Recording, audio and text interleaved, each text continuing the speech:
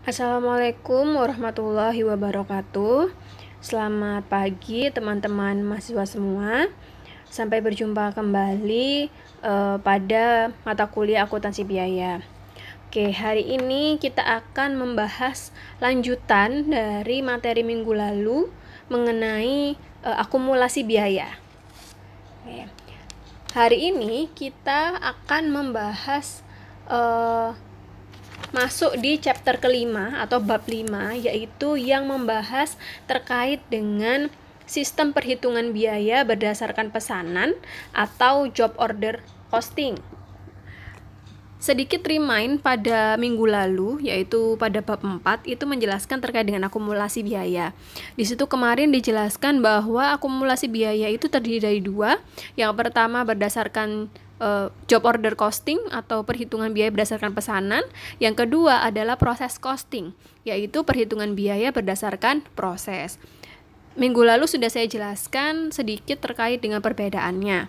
Nah, hari ini yang akan kita bahas adalah fokus pada perhitungan biaya berdasarkan pesanan atau job order costing.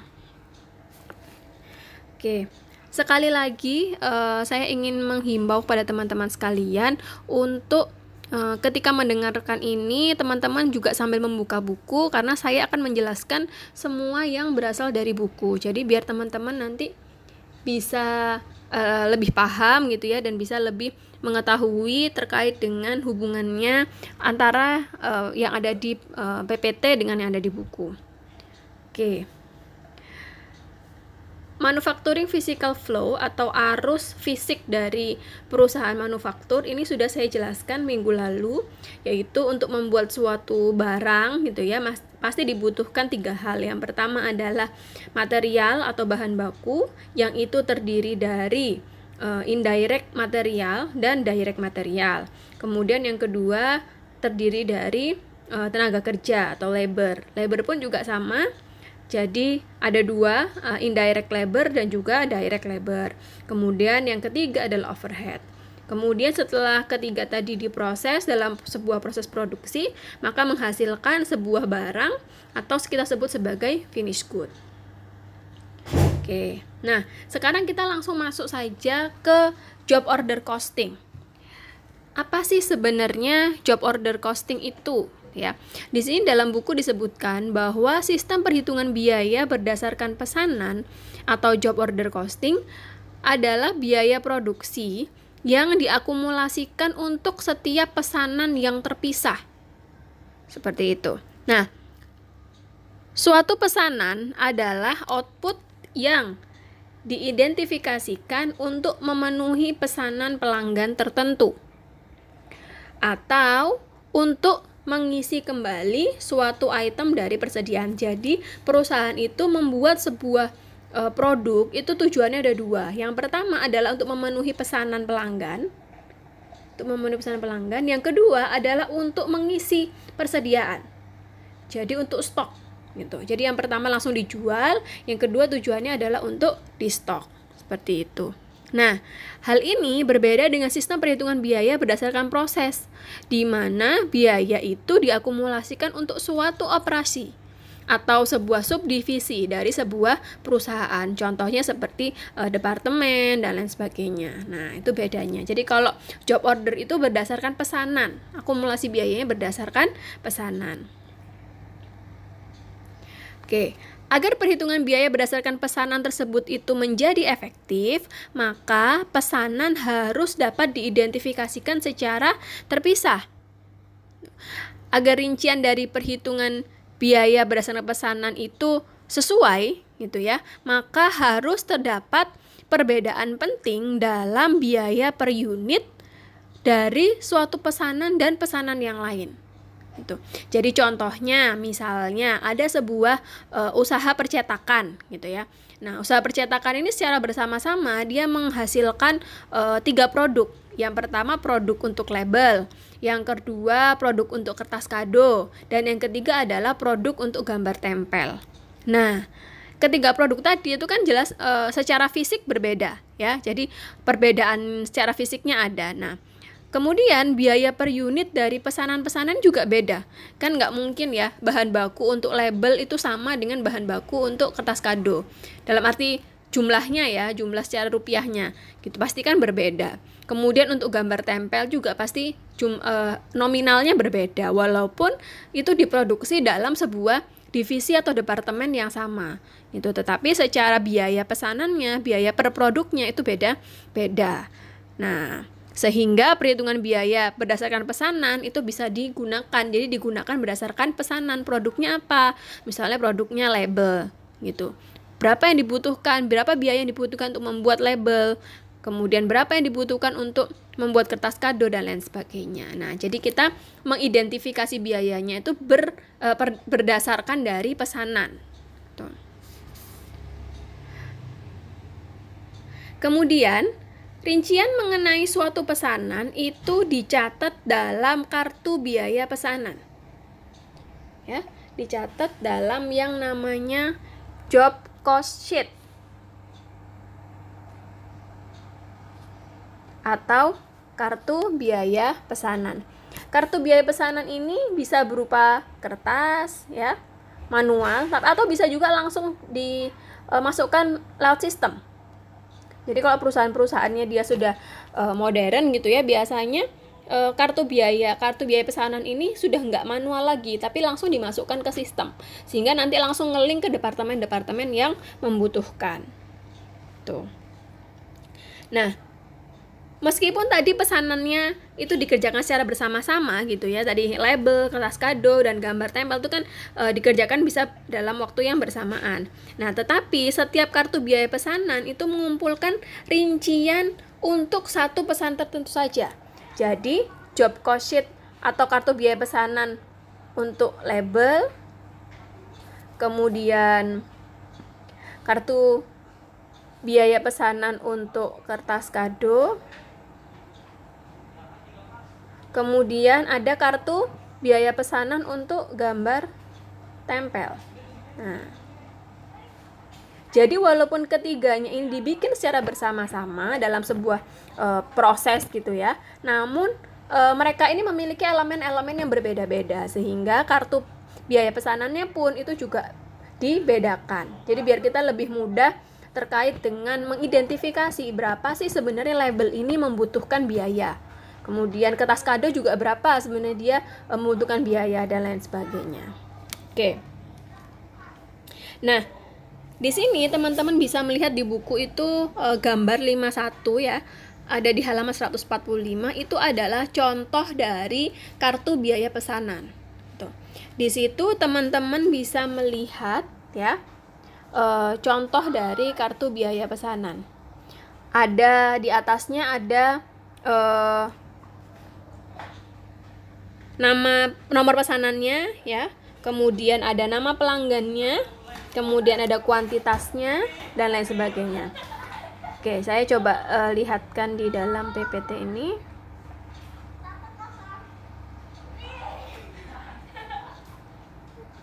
Oke, sambil teman-teman melihat di bukunya ya, di halaman 145 gambar 5.1.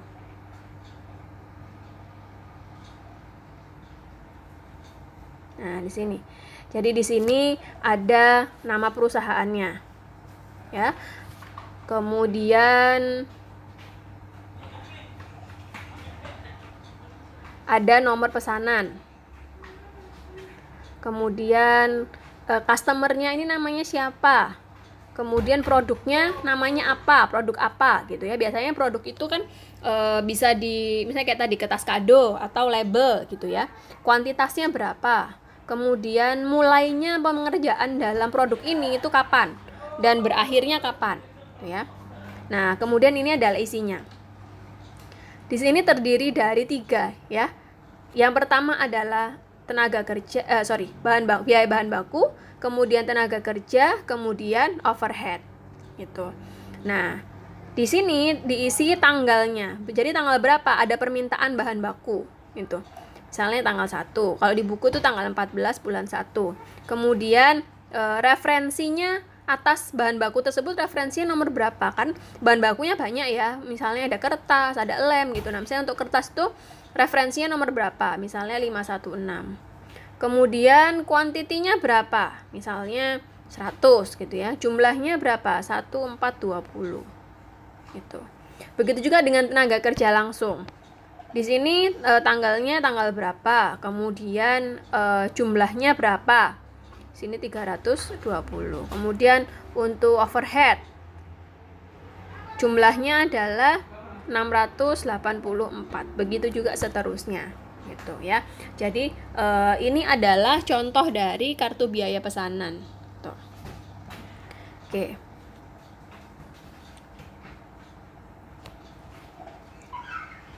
Kemudian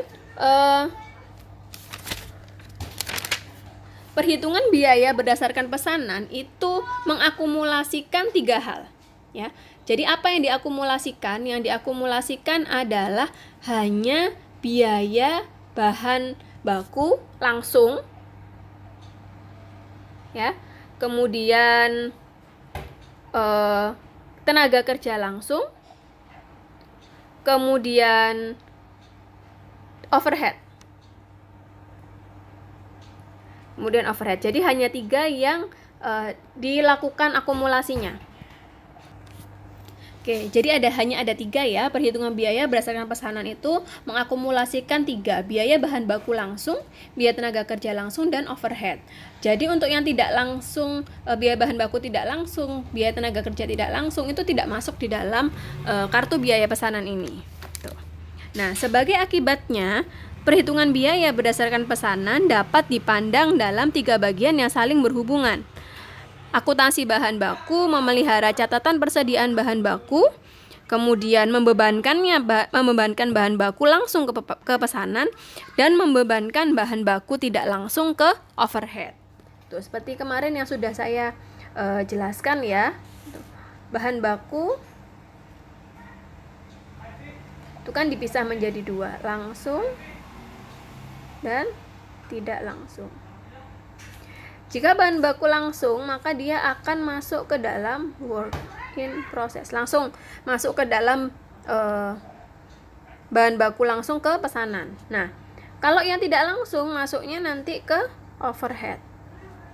Begitu juga tenaga kerja. Tenaga kerja pun nggak sama. Ada yang langsung, ada yang tidak langsung.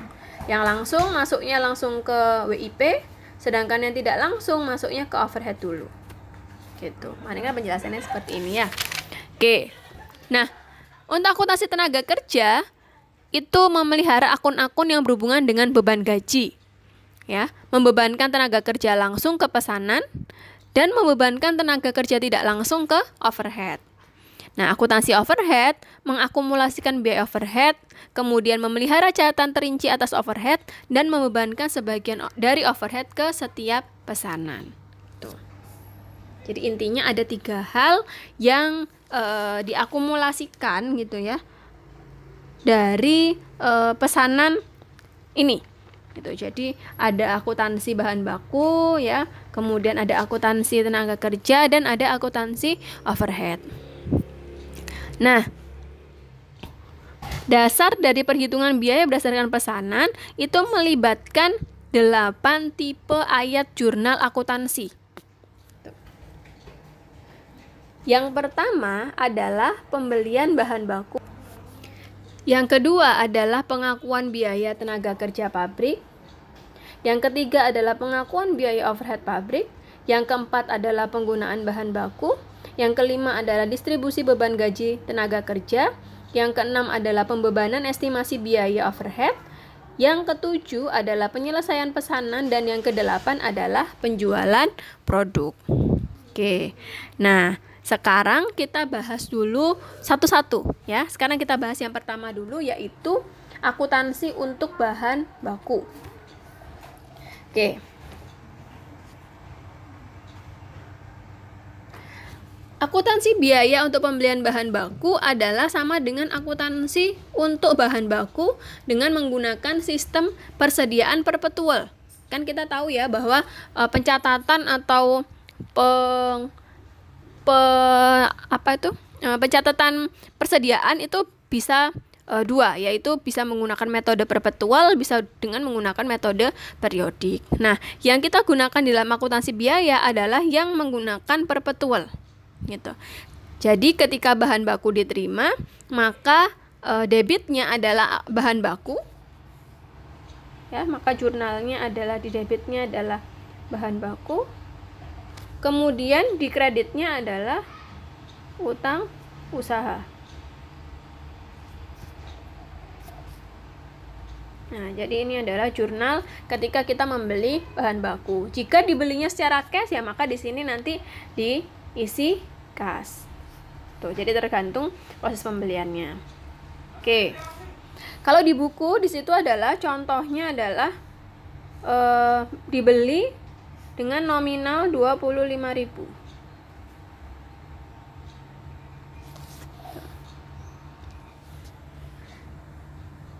Nah, kuantitas dan harga per unit dari setiap pembelian itu dicatat dalam kartu catatan bahan baku. Tuh, jadi satu kartu itu digunakan untuk setiap jenis bahan baku. Nah, kartu-kartu tadi itu berfungsi sebagai catatan persediaan, gitu ya, dan merupakan buku pembantu yang mendukung akun bahan baku. Gitu. Nah, kartu-kartu tadi itu bentuknya bisa kertas, bisa juga elektronik, sama dengan kartu biaya pesanan tadi. Oke. Nah, teman-teman bisa lihat di halaman 147 di gambar 5.3 ya. Di situ ada alurnya ya. Jadi awalnya akunnya adalah utang usaha. Tuh. Kita beli bahan baku sini 25.000. Kemudian setelah itu alurnya masuk ke akun bahan baku. Nah, di sini ada persediaan ya, 100.000. Kemudian yang baru beli 25.000 ya. Nah, yang 25.000 ini merupakan bahan baku yang sifatnya langsung. Nah, sedangkan bahan baku yang tidak langsung itu ada sejumlah 6.000. Nah, seperti yang saya sudah jelaskan tadi ya, yang masuk ke dalam akun work in process adalah hanya yang bahan baku langsung saja. Itu. Jadi di sini kebetulan adalah penggunaan bahan bakunya adalah 31.000.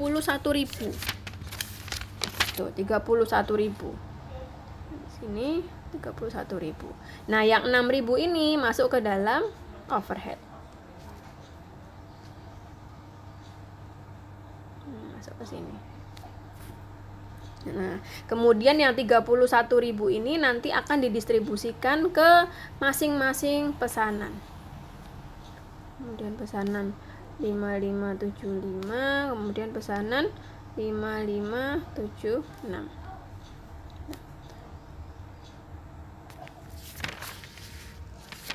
Oke. Jadi seperti itu ya alurnya. Nah, kemudian sekarang adalah ketika menggunakan bahan baku ya.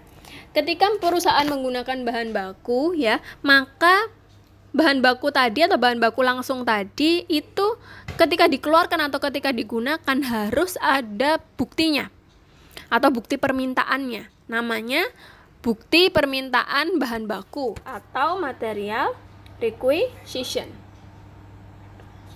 Bukti permintaan bahan baku. Nah, material requisition ini itu biasanya di perusahaan dibikin 3, gitu ya, 3 lembar. 3 lembar ini didistribusikan. Yang pertama adalah untuk gudang, gitu ya, untuk gudang bahan baku. Kemudian yang kedua adalah untuk staff accounting, dan yang ketiga adalah untuk arsip.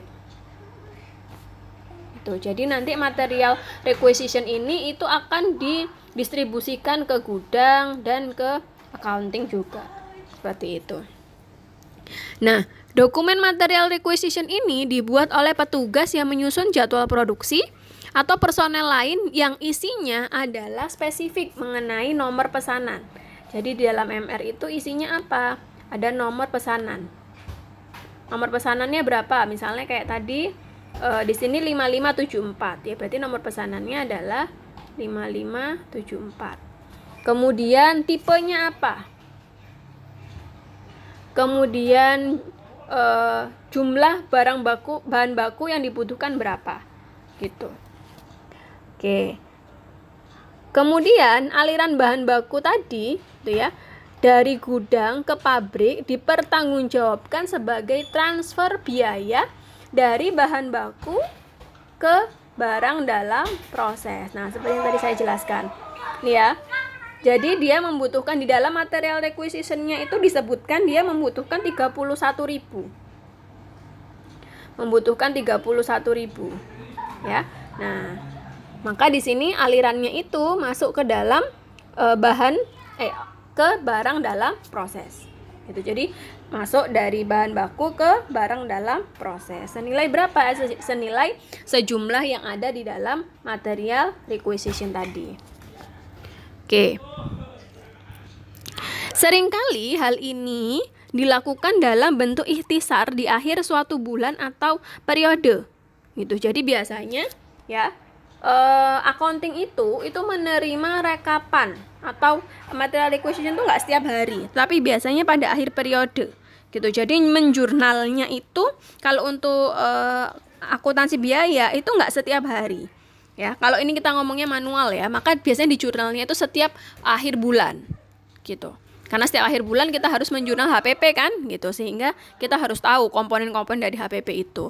Nah, tapi kalau misalnya perusahaannya tadi sudah menggunakan sebuah sistem, gitu ya, sistem yang terkomputerisasi dan sudah nge-link gitu ya antara produksi sampai dengan keuangan, gitu ya, maka biasanya itu ketika diinputkan, misalnya mereka menginputkan permintaan bahan baku, gitu, maka otomatis akan membuat jurnal dan otomatis setiap hari itu akan update. Gitu. Jadi kalau bedanya antara yang terkomputerisasi dan enggak seperti itu biasanya. Gitu. Oke. Nah, di buku itu dijelaskan ya, total bahan baku langsung yang diminta selama bulan Januari adalah 31.000. Terdiri dari 2.510 untuk pesanan nomor 5574, kemudian 24070 untuk pesanan nomor 5575. Nih ya, 2510,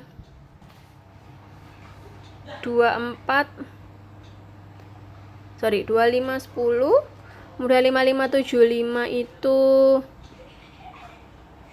24070, kemudian 5576 4420.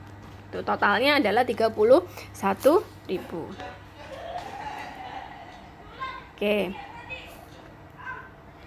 Nah, kemudian jurnalnya adalah untuk menjurnal transfer di WIP ini tadi ya. Jurnalnya adalah barang dalam proses, kreditnya adalah bahan baku. Senilai berapa? Senilai 31.000 sesuai yang ada di dalam kumpulan material requisition untuk semua produk pesanan. Tuh. Oke. Nah, itu tadi untuk yang bahan baku langsung. Sedangkan tadi waktu di awal kita membahas ada sejumlah 6.000 yang merupakan bahan baku tidak langsung. Nah, apakah ini nggak di jurnal? Harus di jurnal juga. Nah, jurnalnya seperti apa? Jurnalnya adalah, karena dia masuknya kan overhead ya, maka pengendali overhead pabrik pada bahan baku. Senilai berapa? Senilai 6.000. Gitu. Jadi dua-duanya harus dicatat, baik itu bahan baku langsung ya dan bahan baku tidak langsung. Bedanya hanya di sini di akun debitnya. Ya, kalau bahan baku langsung maka debitnya di sini adalah masuk dalam biaya dalam proses. Tetapi kalau biaya bahan baku tidak langsung, maka di sini masuknya ke overhead. Nah, seperti itu. Ya. Oke. Kemudian setelah itu kita masuk ke akuntansi untuk tenaga kerja. Ya. Akuntansi untuk tenaga kerja. Di banyak perusahaan Mesin absensi mencatat waktu kedatangan dan waktu pulang dari setiap karyawan pada kartu absen individual, ya. Jadi biasanya kan di perusahaan tuh ada kartu absennya. Jadi dia bisa bentuknya kertas, ceklok gitu ya, bisa juga elektronik.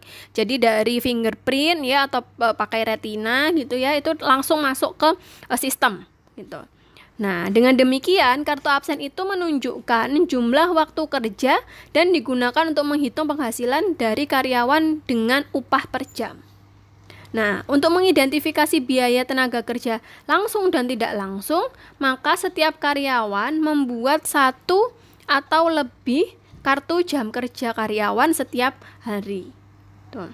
Nah, kartu jam kerja karyawan ini menunjukkan waktu yang dihabiskan oleh seorang pekerja untuk suatu pesanan tertentu, gitu ya. Itu jika dia adalah tenaga kerja langsung, atau untuk tugas-tugas lainnya, untuk tenaga kerja tidak langsung. Tuh.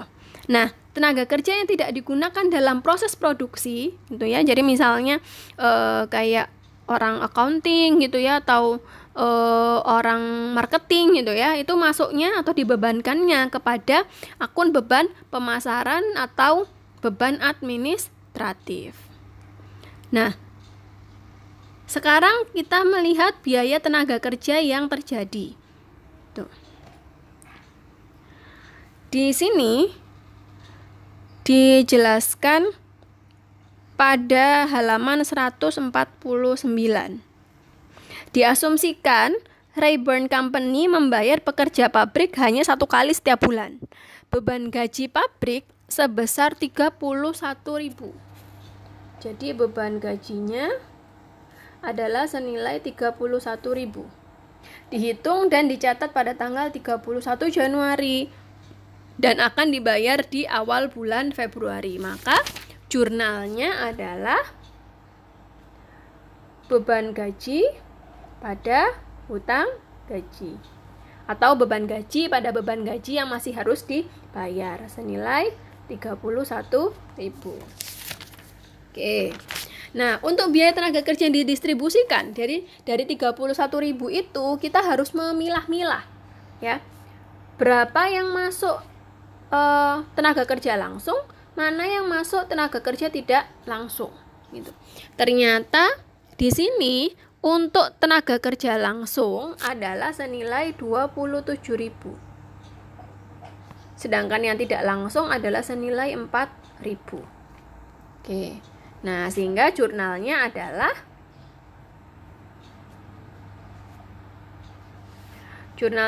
untuk yang langsung ya, adalah sama dengan yang tadi.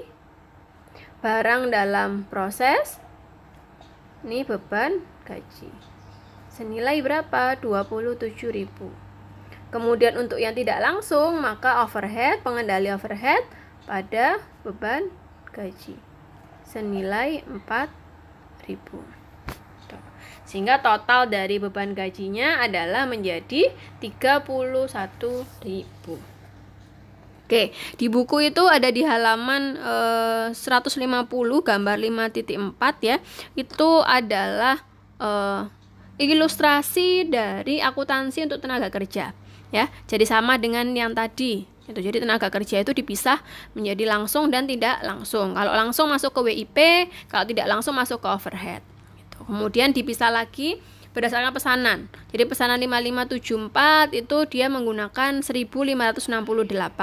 Kemudian pesanan 5575 dia menggunakan 22.832. Kemudian pesanan 5576 dia menggunakan 2.600 gitu ya. Jadi sama dengan yang tadi. Oke, nah sekarang kita akan lihat untuk akuntansi untuk biaya overhead. Overhead pabrik terdiri atas semua biaya yang tidak dapat ditelusuri langsung ke pesanan, tetapi terjadi di dalam proses produksi. Itu tentunya di luar pemasaran dan administrasi. Jadi kalau tadi kan tenaga kerja, kemudian bahan baku itu kan dapat ditelusuri langsung, tetapi banyak juga biaya-biaya yang keluar, tapi kita tidak bisa menelusurinya langsung. Gitu. Tetapi terjadi dalam proses produksi seperti misalnya biaya listrik gitu ya, kemudian penyusutan, nah kayak gitu-gitu itu kan berpengaruh terhadap proses produksi tapi tidak bisa ditelusuri secara langsung. Nah, sekarang kita lihat dulu yang pertama adalah biaya overhead aktual. Beberapa biaya overhead aktual seperti bahan baku tidak langsung dan tenaga kerja tidak langsung dicatat pada saat terjadinya. Jadi tadi misalnya bahan baku tidak langsung, maka dicatat langsung senilai 4.000 gitu. Nah, kemudian lainnya selain dua hal tadi, contohnya seperti misalnya penyusutan, kemudian asuransi yang jatuh tempo gitu ya. Nah, itu dicatat melalui sebuah ayat jurnal penyesuaian. Nah, dan dibuatnya hanya pada akhir sebuah periode atau pada akhir bulan biasanya. Nah, di sini contohnya adalah Rayburn Company menghitung penyusutan pabrik sebesar 4.929. Senilai 4.929 ya. Kemudian biaya asuransi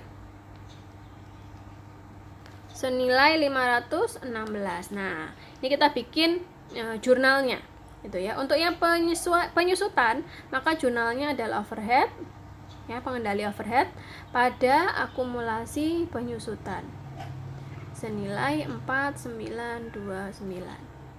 Sedangkan untuk yang asuransi juga sama, jurnalnya adalah overhead pada asuransi dibayar di muka senilai 516. Di sini hanya ada 4 ya biaya overhead yang diilustrasikan. Jadi cuman biaya bahan baku tidak langsung, tenaga kerja tidak langsung, penyusutan mesin sama asuransi. Padahal sebenarnya masih banyak biaya overhead lainnya. Jadi contohnya kayak pajak properti, sewa, asuransi, kemudian biaya pensiun, tunjangan cuti, listrik dan lain sebagainya. Tapi di buku ini dicontohkannya 4. Tuh. Oke. Kemudian sekarang kita bahas terkait dengan estimasi biaya overhead yang dialokasikan. Menentukan jumlah overhead yang akan dibebankan itu sulit, gitu ya. Karena biaya-biaya overhead tadi, kayak contohnya sewa dan asuransi, itu sifatnya tetap, tanpa mempedulikan jumlah produksi. Kayak sewa itu kan masih produksimu 1.000 atau 2.000, tetap 1 bulan itu bayarnya sama. Asuransi pun juga seperti itu, ya. Nah, bedanya yang lain, misalnya contohnya listrik ya, kemudian oli gitu ya. Nah, itu akan bervariasi sesuai dengan kuantitas dari produksi. Nah, kemudian ada lagi biaya overhead yang contohnya misalnya usaha pembersihan ya, kemudian remodeling mesin gitu yang sifatnya nggak rutin gitu ya, tapi memberikan manfaat bagi proses produksi gitu. Nah, biayanya bisa saja terjadi ketika beberapa pesanan ada dalam sebuah produksi dan tidak terjadi pada waktu-waktu lain. Jadi kadang ada, kadang nggak ada gitu. Makanya itu yang membuat penelusuran dari atau menentukan jumlah overhead itu susah gitu. Nah, untuk mengatasi kesulitan-kesulitan tadi, maka semua biaya overhead itu didistribusikan ke semua pesanan. Ya. Jadi jumlah yang dibebankan adalah sesuai dengan proporsi dari suatu aktivitas. Misalnya kayak penggunaan tenaga kerja langsung ya, penggunaan mesin, waktu proses, lalu penggunaan bahan baku dan lain sebagainya. Tuh. Jadi dibebankannya atau didistribusikannya ke semua pesanan. Nah, aktivitas-aktivitas yang dipilih tadi disebut sebagai dasar alokasi overhead. Nah, dasar alokasi yang dipilih itu sebaiknya merupakan sebuah aktivitas yang paling berkaitan dengan biaya yang dialokasikan. Misalnya contohnya, aktivitas yang tampaknya paling memicu terjadinya sebagian besar biaya overhead gitu. Kayak jam tenaga kerja langsung gitu ya. Kemudian ada jam mesin gitu ya. Nah, itu contohnya dari dasar alokasi. Nah, total overhead ya, itu dibagi dengan total dasar alokasi maka menghasilkan tarif overhead. Tarif overhead didapat dari total overhead dibagi dengan total dasar alokasi. Nah, tarif overhead ini kemudian nanti dikalikan dengan jumlah dasar alokasi yang digunakan oleh suatu pesanan. Misalnya, tarif overheadnya adalah $5 per jam mesin. Nah, pesanan tadi itu menggunakan 100 jam mesin. Ya, maka biaya overheadnya adalah senilai 500. Gitu. Jadi dikalikan antara tarifnya ya dengan penggunaan dari overhead tersebut. Gitu. Kemudian untuk memungkinkan pembebanan overhead itu secara tepat waktu, maka tarif overhead yang telah ditentukan sebelumnya digunakan yang merupakan rasio dari estimasi total overhead terhadap estimasi total dasar alokasi overhead. Jadi biar kita itu membebankan, kan kalau misalnya kita nunggu seperti ini berarti kita harus nunggu sampai produknya selesai gitu kan, baru tahu berapa penggunaan jam mesinnya. Nah, biar tepat waktu gitu ya. Nah, caranya adalah kita menggunakan estimasi. Ya, estimasi total overhead ya terhadap estimasi total dasar alokasi. Jadi nggak actual, pakainya kita estimasi. Nah, seperti itu. Itu dinamakan tarif overhead yang telah ditentukan sebelumnya.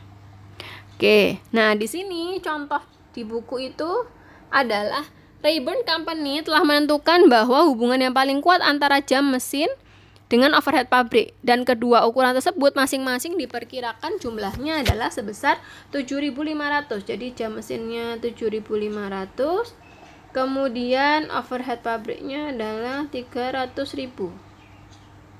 Nah, estimasi ini menghasilkan tarif overhead. Berarti tarifnya adalah 300.000 dibagi 7.500. Ketemu di sini adalah 40 per jam mesin. Nah, baru nanti ini yang akan kita gunakan sebagai dasar pengali ya. Untuk pesanan nomor 5574. Ini menggunakan 29,4 jam ya. Maka dikalikan 40. Tuh, ketemunya 1176. Kemudian pesanan 5575 dia menghabiskan total 250,6. Dikalikan 40 sehingga ketemu di sini 330 jam. Ya, dan lain sebagainya.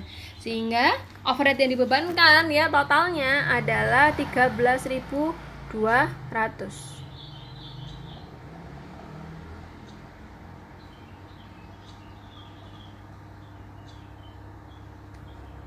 $250,6 ketemu 330.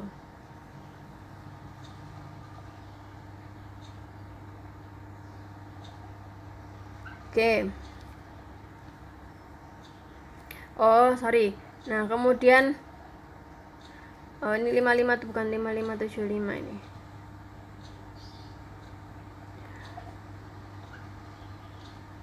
$250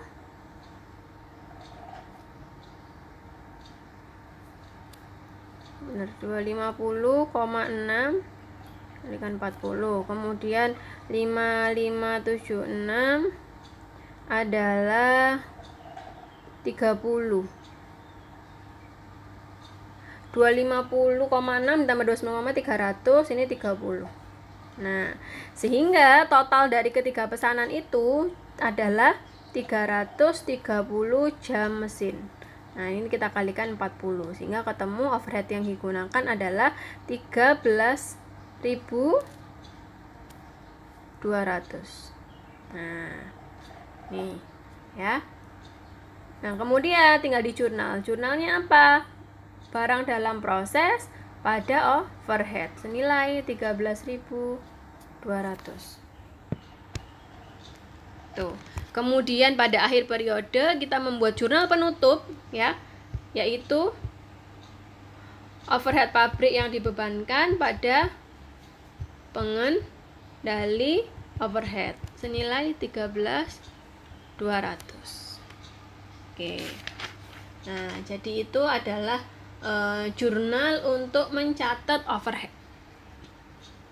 Nah, sekarang adalah akuntansi untuk barang jadi dan produk yang dijual.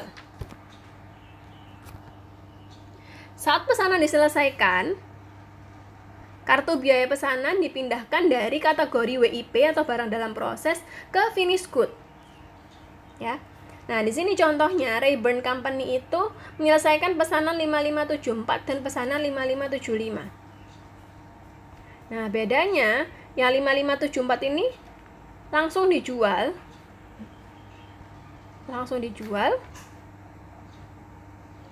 Yang pesanan 5575 itu dibikin persediaan dulu.